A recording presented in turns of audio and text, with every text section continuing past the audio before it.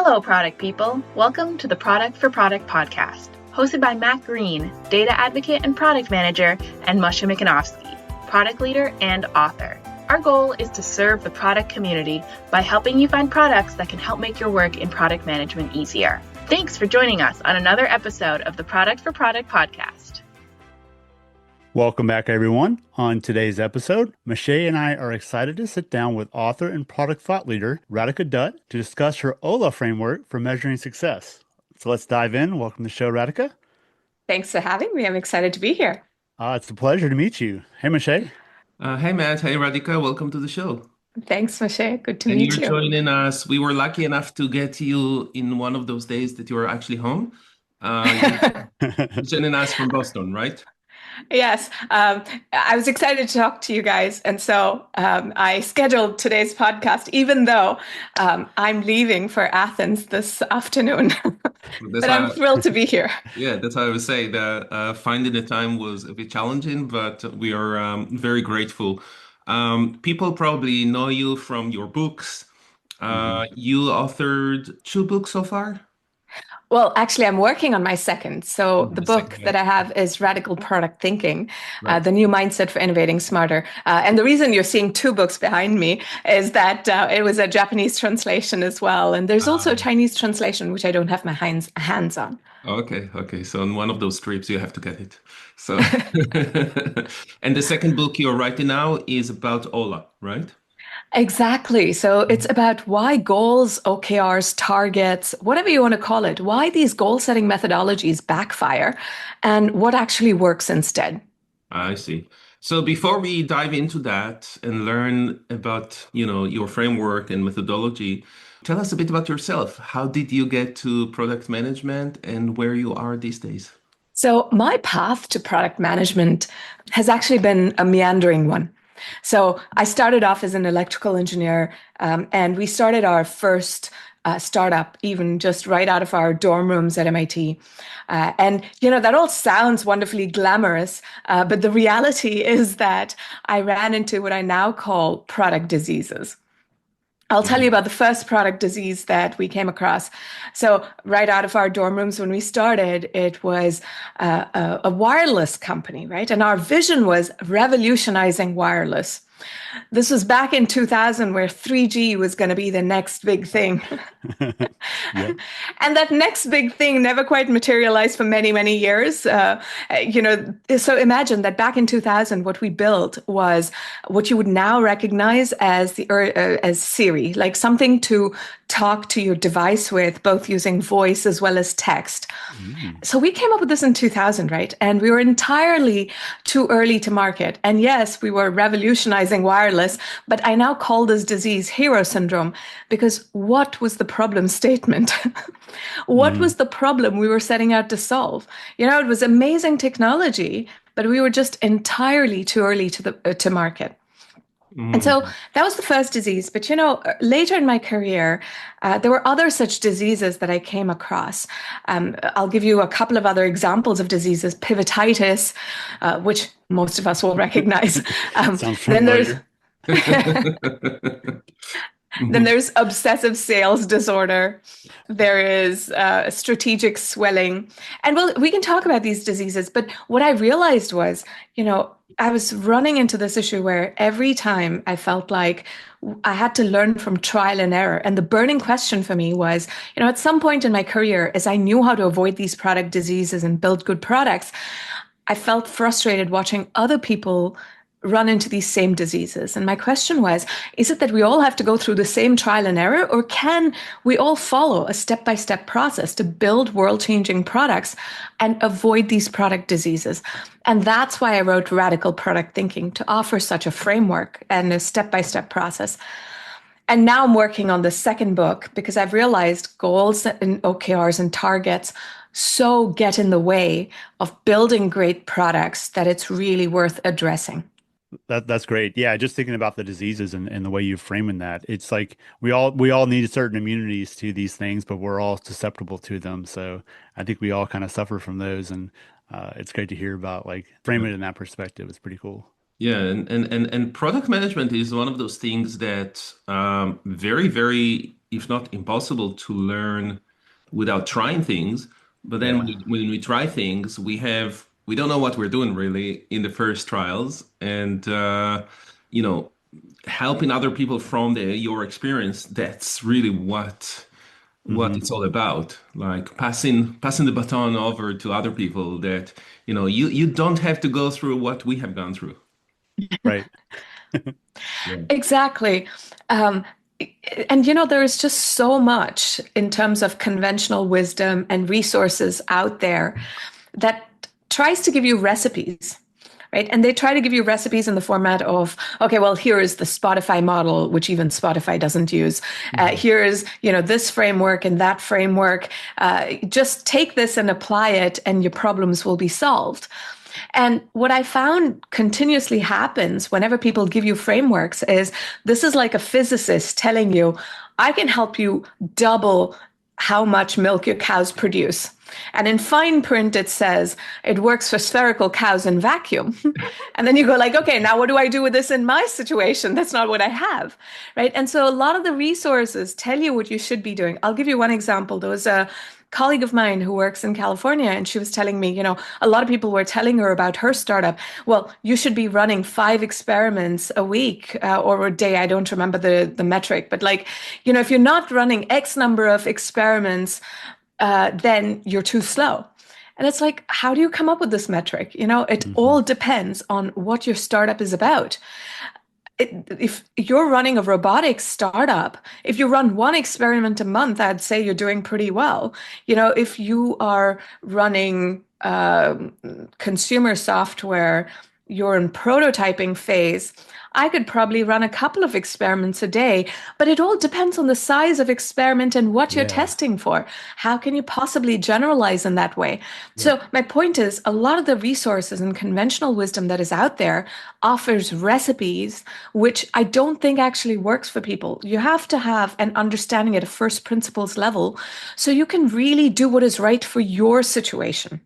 Hmm. That's great. Yeah. What are you trying to accomplish? Like, what is the goal of that? Kind of going back to how you started with your process in the early 2000s. Like, what are you trying to get at? What's your ultimate outcome? And yeah, that's a good thing because not all experiments are, if you say I want to do 5 experiments, if I want to post on LinkedIn three times a week, like, what are you posting? Like, are you posting quality stuff? And for what purpose? What is the Yeah, outcome exactly. you're trying to get? Yep. I think about it as the context, and Hmm. the context is always so important. We're talking a lot recently about context in AI, and making AI work only when it has the right context. And we tend to forget that we have context as well, even before AI, when we are trying, our organization, our sector, our users, the problem we're trying to solve, and all of that stuff. And when, exactly like what you said, when people are trying to apply those framework blindly, it's not going to work. I love that you bring up AI. I think when we overuse AI or use it mindlessly, we're really abdicating our differentiation to AI. So, in one of my recent talks, I talk about the Jedi mindset versus stormtroopers, right? Where stormtroopers are constantly just firing lots. There's lots of activity, but they don't hit anything that actually matters. There's no real impact. Whereas the Jedis, they sense, they learn, adapt, right? And it's a reflection-based discipline. That reflection-based discipline is completely missing in stormtroopers, right? Mm. And when it comes to AI, very often I think we use it like stormtroopers. Let's just use this, and we quickly prototype. We use AI, and we'll quickly throw out content and messaging out there, whatever it is, right? It might be, it's this focus on activity and doing and throwing things out there, Mhm. the way we're using AI, but it's the stormtrooper approach. And the reality is you don't necessarily create good impact.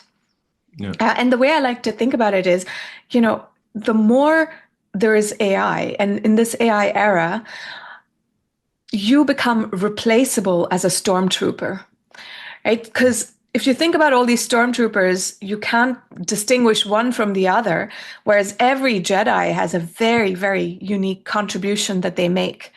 And so, especially in the age of AI, we cannot abdicate that differentiation. We have to have clarity in terms of what is the impact we're trying to create? What is that problem we're trying to solve? And then we use AI very deliberately. And part of this goes to what I'm now working on in terms of puzzle setting and puzzle solving instead of goal setting. So instead of chasing targets like a stormtrooper where you're just firing to hit those targets, you're thinking about puzzles. What is the puzzle you're trying to solve? And then solving those puzzles systematically. And by doing that, right, you're really differentiating yourself. That is the differentiation and the Jedi mindset that you bring in. I love that analogy too. And so it sounds like if stormtroopers implemented this OHLA framework, they might actually start hitting some things. And actually, this is a great segue into what is OHLA. And first of all, based on everything we said so far about frameworks, is it a framework? Do you call it a framework, or is it more a Mentality. mindset? Or what's the right term to use here? I call it a framework, but really, to me, any framework that is effective, this is a high bar for me.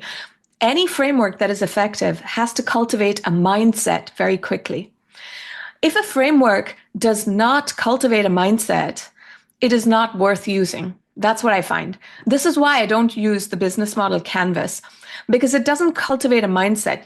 You very sort of mechanically write a lot of things on that paper, but it doesn't cultivate a mindset. Whereas with OHLA, it's the kind of framework where you might use this a couple of times, but it becomes a mindset. And then I no longer need that piece of paper and think about it in that, or I don't need to artificially think about it in that way. It becomes a way of thinking so naturally that my teams that I work with, they think like this now. We don't have to call it out in the specific way because we've been using this for a while, and they think like this.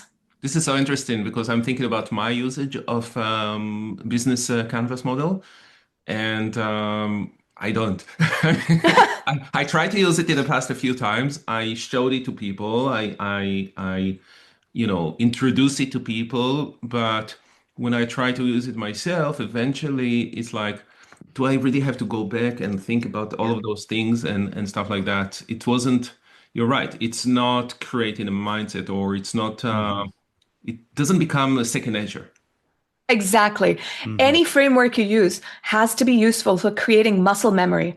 And the moment you create that muscle memory, you no longer need that scaffolding in the format of that framework. You don't need the burden of process, right? Yeah. And it becomes obvious once we start talking about the puzzle setting and puzzle solving framework for OHLA and how this becomes a mindset. But before I get into that, Matt, you looked like you had a question. Yeah, I'm just thinking even our conversation is making me think the word framework really kind of boxes you in. People like those frameworks because it doesn't allow you to drift around. It kind of gives you a core focus. But at the same time, the framework restricts your ability to puzzle solve and think outside the box. And so, yeah, this has changed my perspective already. Mhm. I'm so glad to hear you say that. But yeah, I think I do find that frameworks sometimes they box in your thinking maybe a little bit, but the moment it becomes a mindset and you're able to do it more intuitively, you're able to start influencing other people all the more because you start applying it everywhere. It's not just that particular problem where you're using that piece of paper. It becomes a mindset where even in your personal life, you start to apply it. But so let's talk about this puzzle setting and puzzle solving and what I mean by this framework, right? Let's do So that. OHLA stands for observe, hypothesize, learn, adapt. Now you'll see that, this is this 4-letter acronym, but by the way, this is very different as a way of thinking from Lean Startup. Lean Startup says build, test, learn, scale, right? And if you notice the big difference, even though Lean Startup in the book itself, it talks about identifying the problem, when you look at the acronym of build, test, learn, scale, it starts with build. It's about jumping to the solution, the experiment. And even in how we started, we talked about the activity and the doing and performing. And it's all of that jumping to the solutioning that often is how we work. Whereas OHLA says, you have to observe, then hypothesize, learn, adapt. It's first of all a different mindset from that perspective. So what I mean by this is you start by defining the puzzle, observing what's happening, then you hypothesize, learn, adapt. So let's start with puzzle setting. So I'm going to give you the example of a company I've been working with for a couple of years now, and they're in the maritime space. And by the way, it's one of the most complicated industries I've ever touched in my entire career. Mm-hmm. But and this is why I'm heading to Athens later today. Mm-hmm. So this maritime company, what they do is they're a data platform that helps the maritime industry match which shipping vessels should I use for which cargoes. And in the process, how do I maximize my profits? And so the puzzle that we set, when you set a puzzle, you use the 3 O's. The first is the observation. So here's the observation we had about our data platform. We were observing that only tech-savvy brokers were using our platform. Nobody else in the maritime industry, in the other roles, people who were not brokers, they were not using our platform, and only tech-savvy brokers were using it. So here are the open questions. That's the second O. So the observation, then the open questions. So we had to ask some questions like, why are only tech-savvy brokers using this? How do other people in the industry, the other roles, how do people in the other roles, how do they think? What are their mental models? We really don't know how they work. How is that different from these brokers?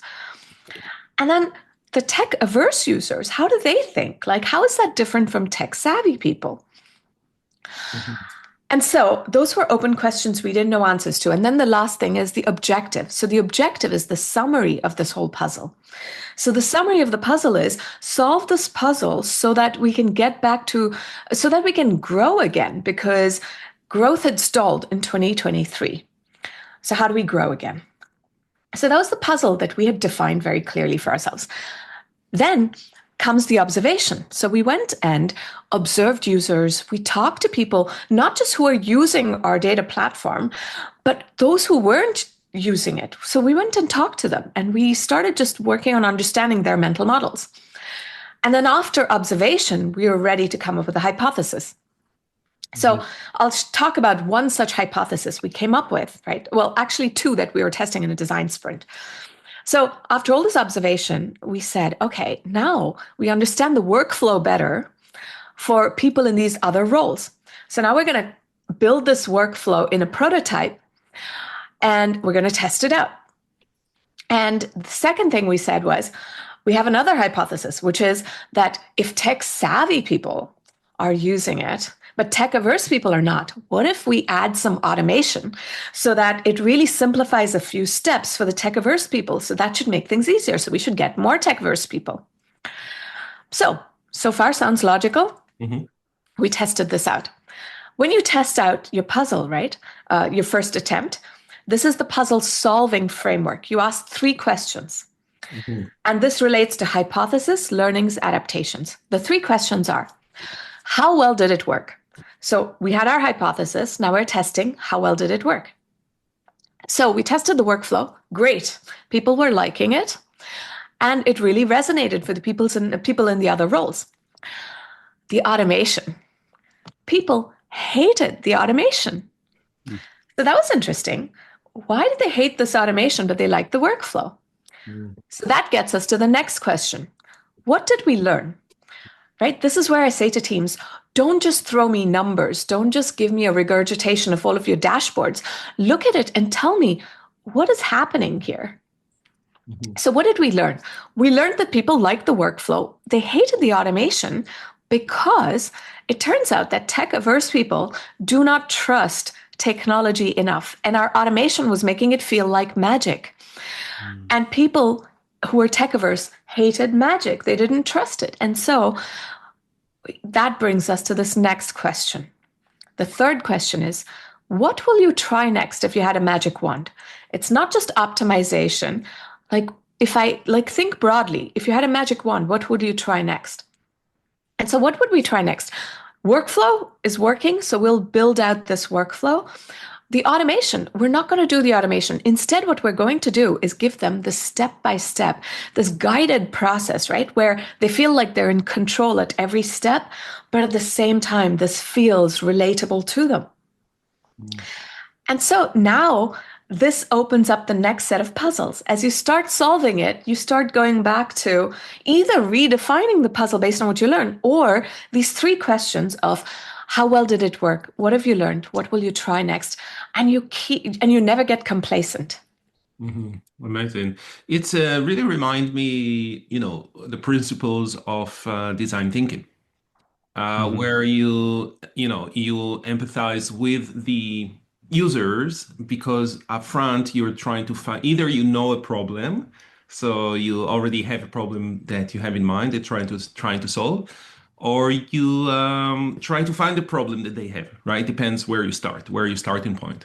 And then so it's really kind of like following that process of we're not just diving into solving a problem, but first we have to understand the world. We really have to observe it and to learn what is going on, and then we have to ideate and try different things and build with the user and then test it, and based on that iterate. So I really and as a teacher of design thinking in university, I really this really resonates with me. You know what's interesting? I was talking to someone who does user research, a podcast host actually, and she was saying, this blows my mind, not because I don't know the principles of design thinking. Like, this so resonates because I agree with the principles of design thinking. We have to stay in the problem space, then narrow the problem space, then you expand to the solution space, and then you narrow the solution space. So we all know this. But here's the trick, right? When you're in the corporate world, how often do you get to stay in the problem space? Because this was what she was saying, that even when you're doing user research, the way Tosca is her name, the way Tosca described it, she was saying, it's like you every company says, yeah, we want to do user research, but this is like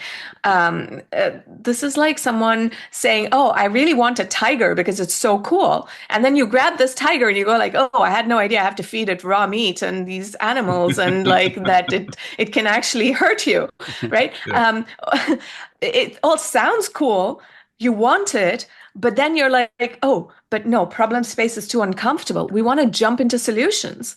And so this way of setting the puzzle sort of forces you to be comfortable, to get comfortable with the uncomfortable. Because when I talk about these open questions that we were listing at Signal, for example, that's the maritime company, when I talked about these open questions, like how do people in these different roles think? How do they actually work? The salesperson was feeling like you're asking for all these user interviews. And in these user interviews, you're asking very basic questions. You should know the answers to these, right? There's so much discomfort. And here's the thing. If you already know the answers to this, there is no puzzle. That's the thing. That's the puzzle mindset. There is no puzzle if you already know the answers. There was a leader at Adidas who started using this puzzle solving. And when she talked about the open questions they don't know, her team of 20 said to her, wait a minute, shouldn't you know this as a leader? And she had to tell them, be in this vulnerable space and say, no, guys, we're actually going to discover this together. This is the hard part of design thinking, right? That yes, we all know that we have to stay in this, but OHLA and setting this as a puzzle and then solving the puzzle helps you stay in the uncomfortable, because the contrast with goal setting is that goals come at it from a place of knowing. Think about OKRs. When you set OKRs, you're saying, I know the problem, I know the solution. If you just achieve this, you're making progress. There's no discomfort with not knowing. I think that's what I've experienced in my past with OKRs. They've been hard to implement and hard to execute on because we assume we're the experts in the room. We assume we know what we want. Sales is, it's just often a sales-driven organization. We're trying to get revenue goals. And so you kind of go into it with this predefined notion. You're not doing all that observability, discovering things ahead of time. Mhm, So mhm. that's how I'm relating to all this. Yeah, that's really interesting. OKRs are definitely widespread. Many companies and people are using it in different settings, etc. And I've seen how hard it is to set them up properly, Hmm. and also how hard it is that exactly what you said, that we are setting ourselves to an perceived success without actually knowing that it will be success. That's why I always try, when I use them, I always try to break them down in a way that my success is about the learning rather than about actually getting to a specific outcome that the company wants, right? But that's not what the company always approved. So that was the main problem there. Yeah. And to what both of you are saying, right? I think one of the big problems with OKRs is, first of all, we come at it from a place of assumptions that we believe this is the right thing to do, this is the right initiative, and this is what we need to hit. And then the incentives that OKRs create for people. I mean, even just subconscious incentives. I don't mean even compensation. The incentives that we sort of produce in people in is to get people to prove to you that this initiative is working, that ta-da, we've hit those numbers, right? And what happens in employees then is there's no, even without any malicious intent, not gaming numbers, people then want to show you that they're a high performer. They want to please you. They want to show you that they've achieved that. And so they look at the positive numbers and then they'll show you, look, here's what we've achieved. Whereas what you really need is for people to look at the negative numbers or look at the numbers that don't look good, right? And to say, is that a problem? Is that an opportunity? What's going on? You don't want people to brush those under the rug. And this is what happens with goals and targets, that people want to focus on those numbers that look good so that they can look like the high performer. Oh, sometimes with OKRs too, they can expose symptoms of pivotitis, like we mentioned earlier. I've often been in the situation where we have these goals lined up, but we pivot and focus on other things, and then you kind of don't go back and look at all the negative and say, well, we didn't hit these things because we pivoted to something differently. Mm, mm, yeah. So they were allowing themselves to pivot in the Yeah, middle. yeah. And the pivot Hmm. created that jailbreak card to out of the objectives that they were not successful getting. Yeah, right. Yep. Yeah. No, I think, sometimes even those pivots, when they're necessary, you're right, they might be sometimes, you sometimes do get a jailbreak card, but there are other times where, as a team, you realize that you need to do this other thing, but it's so hard to then go renegotiate those goals or targets. Hmm. And so I've often found teams actually just pursuing outdated goals because, That's right. we can't really go back and renegotiate. Hmm. That's 100%. By the time you get to Q4, you're like, I'm not going to hit these goals anymore because 6 months ago we pivoted into something else, spent 3 months there, and now we've completely gone off track. So these goals are not obtainable anymore, but you're still trying to work to achieve them. Hmm. Yeah. And to this, right, people will go like, oh, that just means you have to be more flexible, set goals more often, which is also bullshit because, yeah, that adds so much process. Right? Think about just how much effort it is at the beginning of the year to set these goals cross-functionally. And yeah, maybe as a startup, you could do that more easily, but still there is effort in setting these goals. And then you have to do that again every quarter. That's just ridiculous.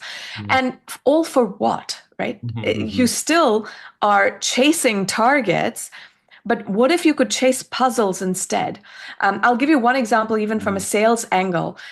There was a company I was working at called Avid Technology. We were dominating the video editing space. Every movie in Hollywood was made using Avid. And if you looked at our sales numbers were looking fantastic. You would think all was well. But if you just looked under the hood a bit, what you would see is the way we were hitting our sales target was by going further and further into the high end because our low end was being eroded by Adobe and Apple. Our mid tier was being eroded by them too. So the only way we could make our targets was by going further into the high end. And it worked until it didn't. And so you can set all sorts of goals, you can hit all sorts of goals, but what we needed to do was to look at what wasn't working, talk about what was happening in the market. Should we keep investing in video editing or do we take a different path? What do we need to do? Maybe we give away the video editors and charge for other elements of our product suite. How do we rethink our product? Like that's the piece that didn't happen. We kept doing what we were doing in hitting targets. Yeah. And that's exactly a discussion about looking all the time at the product market fit and seeing, do we still have a product market fit, or are we just chasing a segment that is getting smaller and smaller all the time, right? So we don't really have a product market fit anymore. But what interests me is related to the OKR and switching to OHLA. One of the reasons managers are comfortable with OKR is because it gave them a way to measure things. And that's what managers want. And I'm on purpose, I'm saying managers and not leaders. But, most people are managers rather than leaders. And that's what they want. They want the ability to measure, things. So how do you do that? I know it's a mindset. And maybe you have to become a leader rather than a manager when you adopt OHLA. But how do you sell it to managers to say, there are ways here we can actually measure? What do you do there? Yeah, so I think measurement is really important. When I talk about OHLA, I don't mean to undermine measurement in any way, right? So measuring in all of what I said in terms of what have we learned or how well is it working? What have we learned? What will we do next? There's a lot of data that we've collected. And in fact, it's more relevant data than OKRs will get you to track alone, right? Mm-hmm. And so in terms of measurement, like if you think about what we were measuring in this maritime platform, we wanted to know not just lots of data like, usage and usage by roles, etc., but like for every feature, we were collecting data to figure out how do we actually tell whether this is working or not, right? Like it's a different mindset. You're collecting data because you want to solve the puzzle, not because you want to show someone that, oh, yay, this is working. It becomes a different mindset altogether.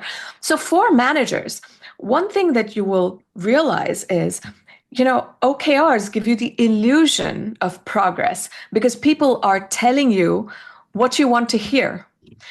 Andy Grove, the legendary Intel CEO, used to say, leaders are the last to know, because people don't give you the real information from the trenches. They give you what you want to hear. And so when I've started to work with product teams and I ask these three questions, how well did it work? What have you learned? What will you try next?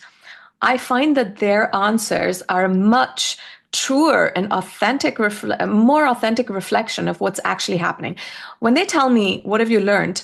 They give me they don't just tell me the data, right? Like for instance, there was a product manager who was telling me, okay, 48% of people are using this particular page. And then I was like, okay, but tell me that 48%, is that because they land on that page anyway? Or is that because they are navigating to it? What did they do before? And how are they thinking about it?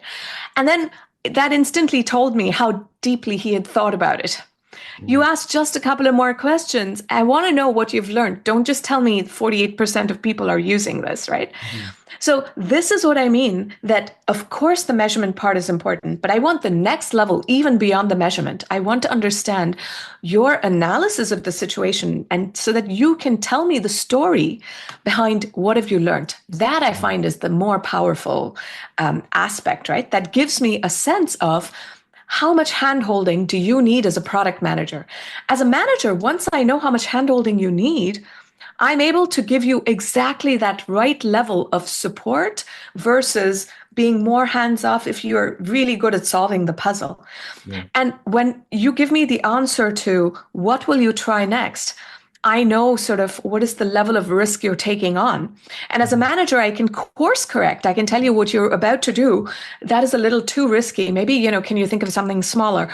Or I can tell you, you're not thinking big enough. You're thinking, small optimizations. Come on, we can do more than that, right? This is your chance as a manager based on those three answers. How well did it work? What have you learned? What will I do next? To truly both be able to delegate better because now you know how much handholding people need, and to course correct better. Yeah, which is already what leaders do. So you see where I'm taking you there. No, I love it, by the way, because a lot of people who are those leaders, they give advice like you should delegate more, or that you should be more hands off, etc. Right? But how do you do that? What is the scaffolding to do that? Yeah. And this is the mental model and the framework that helps you build that muscle so that you can progress from being a manager to a leader by knowing exactly how much handholding, how much delegation a particular team needs. And in relation to product success or to success in general, I think managers think more about their success and leaders think about the product and their team success.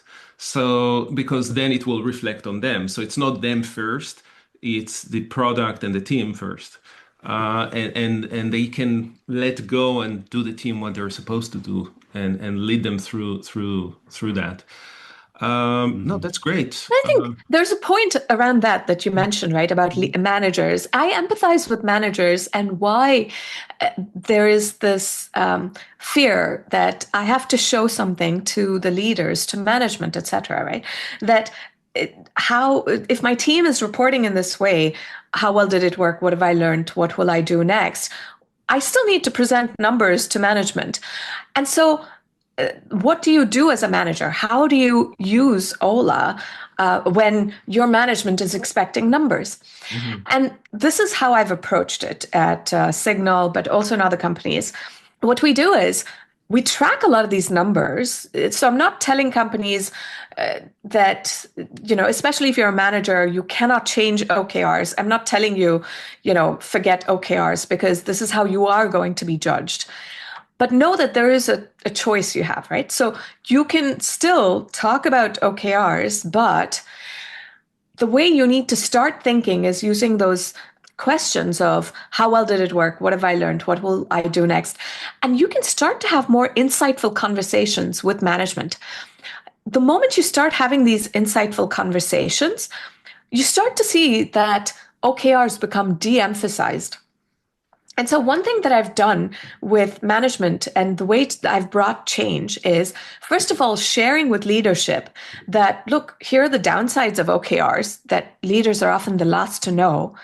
But here's puzzle setting and puzzle solving I'm going to introduce to the team. And then as I introduce the team to puzzle setting and puzzle solving and build that muscle in terms of thinking in this way, we then have insightful conversations at a management level, right, at middle management level, so that managers get more comfortable with it.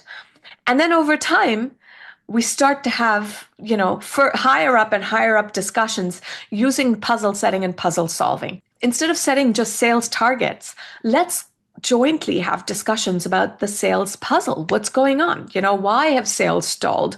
What are the open questions we have? We can have a similar puzzle setting about product.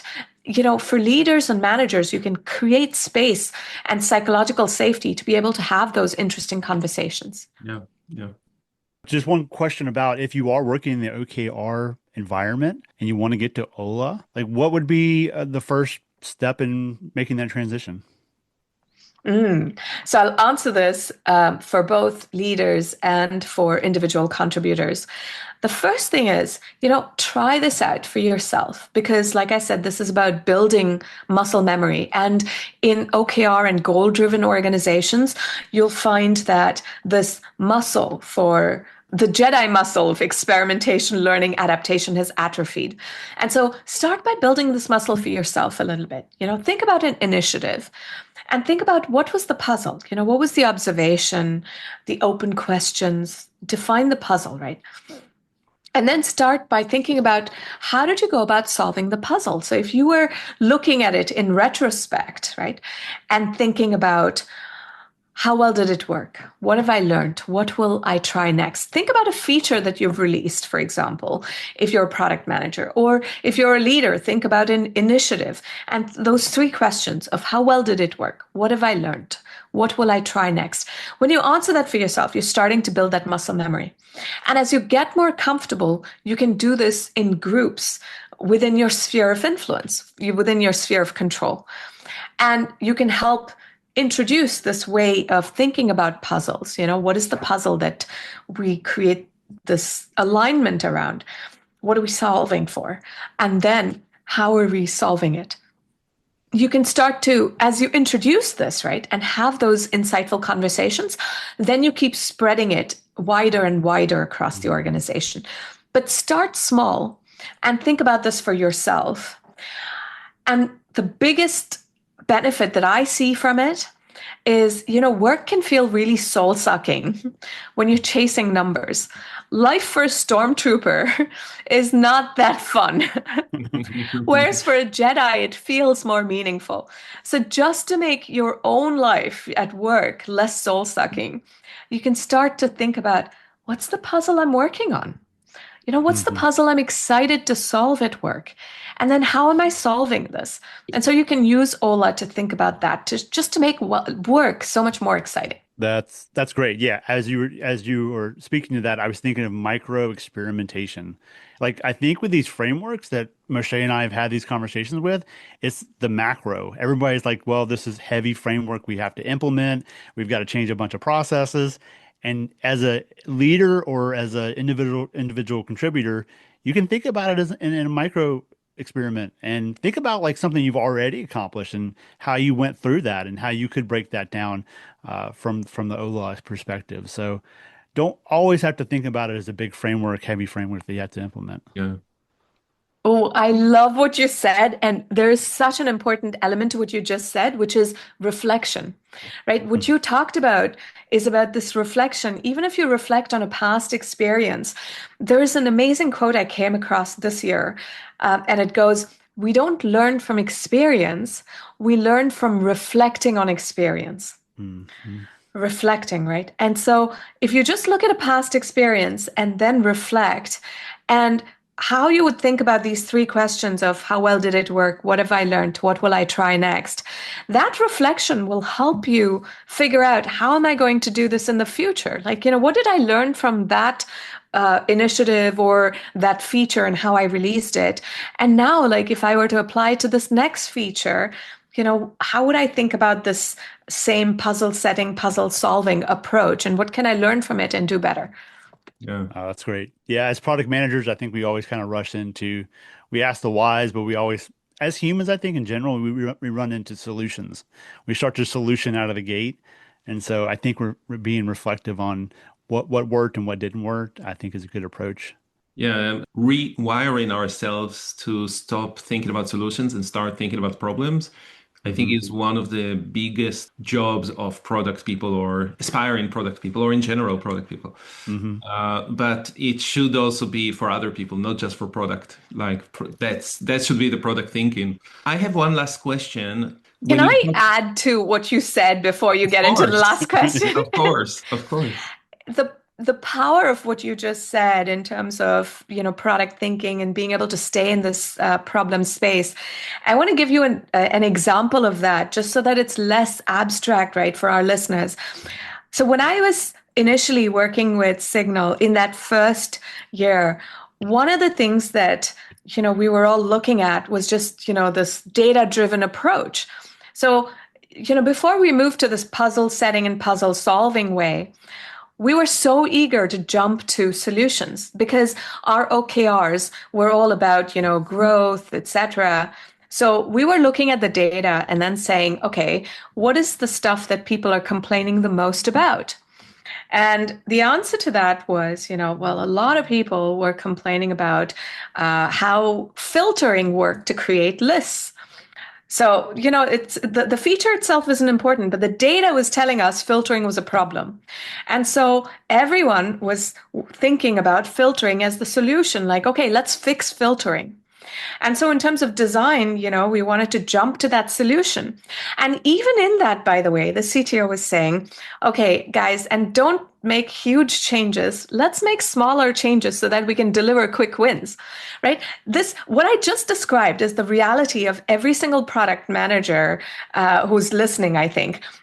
First you want to jump to the solution space, but even within the solution space, you'll have this pressure. What is the smallest, teeniest solution that you can change? And that's what we're going to test out, right?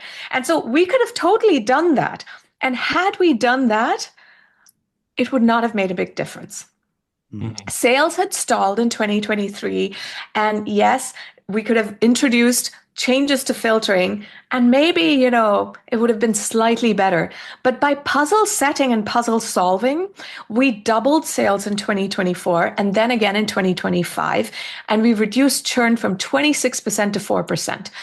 You don't achieve that by just pursuing things, jumping into the solution space. And that's the difference, that product thinking truly in this way that you're describing, that's the power of it. Absolutely. Thank you so much for this example, and all the example throughout the episode. I think I learned a lot from that, and I'm sure our audience will learn a lot from that, because that's what makes it real rather than just theory. So the last question I have is about the puzzle setting, and I'm a visual person, so I'm always thinking in visual ways. And I was just wondering, when you're saying puzzle setting, is there a visual to that as well? Like, do I actually create a puzzle there and I have to, or it's just a metaphor? The way I always think about it, the visual in my head is, if you had a Rubik's Cube that's all jumbled up, you sort of have to observe this Rubik's Cube before you jump into making a first. There you go. I have one over here.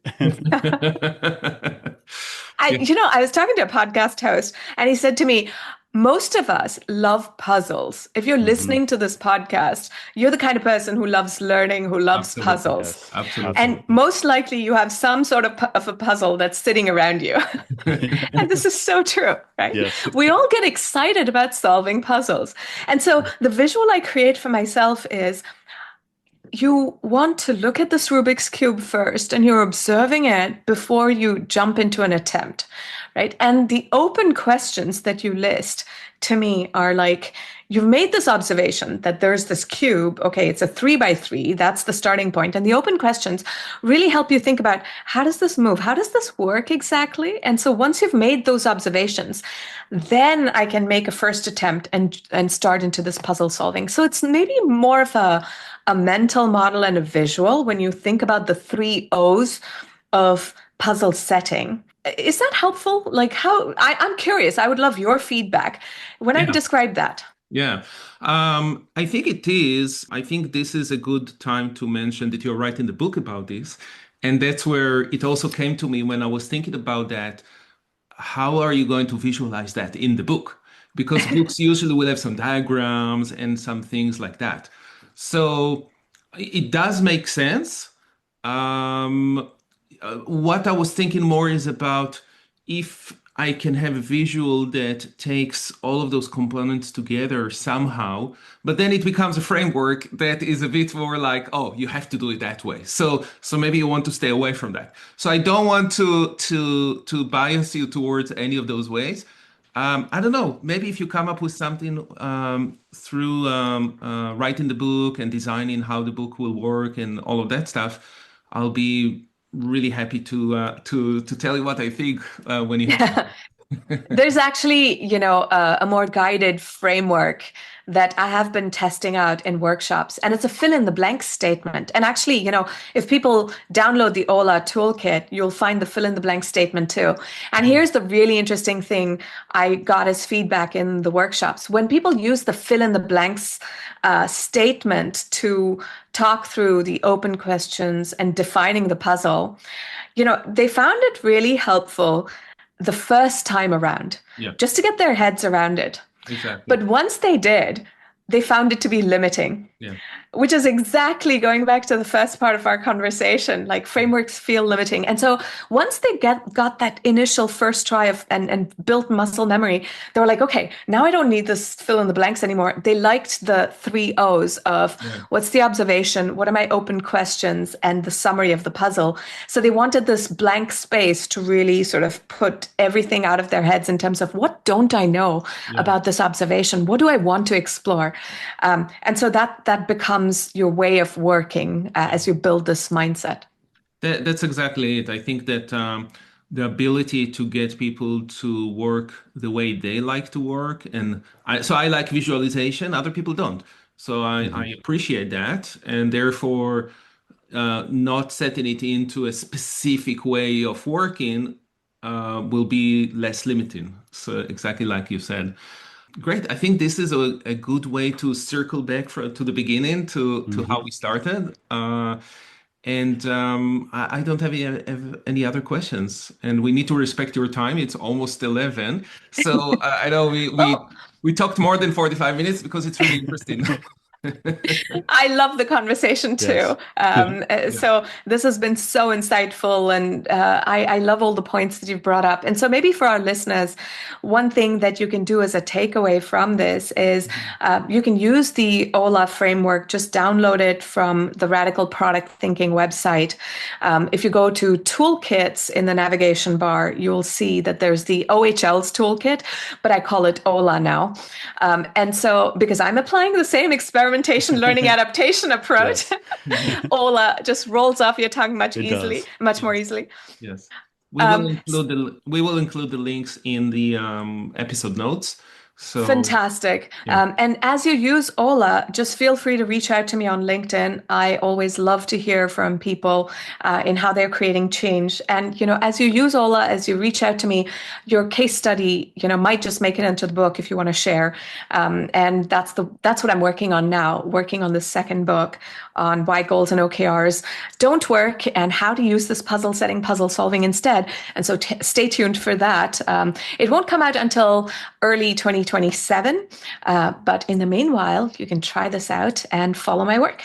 Amazing. And we didn't want to wait until 2027 to have you on the show because we do have episodes that our guests are authors of books when they release them. But we'll be very, very happy to have you on the show when the book is released to learn what you learned since the discussion today, and new stories and new insights for everyone. 100%. Oh, I love that. And I'm really eager for that too. I would love to do that. And yes, like even as I am using this framework even as I write the book, and I think back and reflect from the beginning of the year and just how much, even this toolkit has changed since the beginning, my own thinking, etc. And it's been because of people using it, like these leaders at Adidas, other places, at MAS, at Signal, etc.